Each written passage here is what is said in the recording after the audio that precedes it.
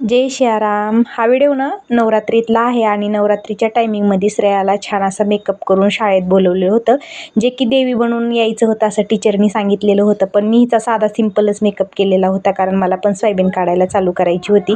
मी जसा जमेन तसा मेकअप केला. तिला सचिन काका बरोबर पाठवलं, कारण सचिन काका तिकडून रानात चाललेले होते. म्हटले चला मी चाललोय तर चला पोरींनो. दोघींना पण त्यांनी नेलं. परत देवपूजा ही छान करून घेतली आणि इकडं खवा पण आलेला होता. खवा तो काढून घेतला.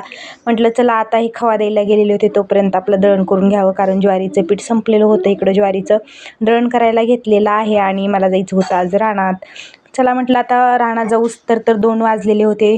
तोपर्यंत म्हटलं चला खाल्लाकडे जावं. खाल्लाकडे जाऊन 1 महिना पूर्ण झालेला होता.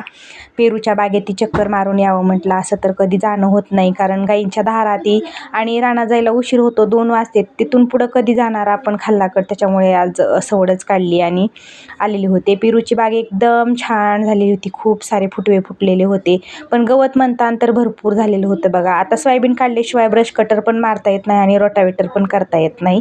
आणि सीताफळं तर इतकी आलेत ना काय विचारूच नका. खूपच छान पण लागतात. खाल्लाकडून येताना मग आणलं होतं कच्च्या केळीची फणी. आता हिचं बनवायचं होतं चिप्स. ही माझ्या जाऊबाईची केळीची बाग आहे बघा, दाखवलेली उन्हाळ्यात मधल्या व्हिडिओमध्ये मोठ्या ब्लॉकमध्ये.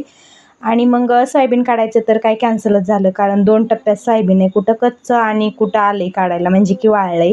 तिकडं मग गाईंनी मामाने खुराक ठेवून घेतलं आणि तोपर्यंत डोंगरातून आमच्या गाई वासरं ते आलेली होती, ती बांधून घेतली आणि मी लागली धाराला. आता गाईंच्या धारा ह्या सगळ्या मशनीनं काढत असते बघा, आणि 3 म्हशीच्या धारा आहेत ना ते हातानं काढत असतात.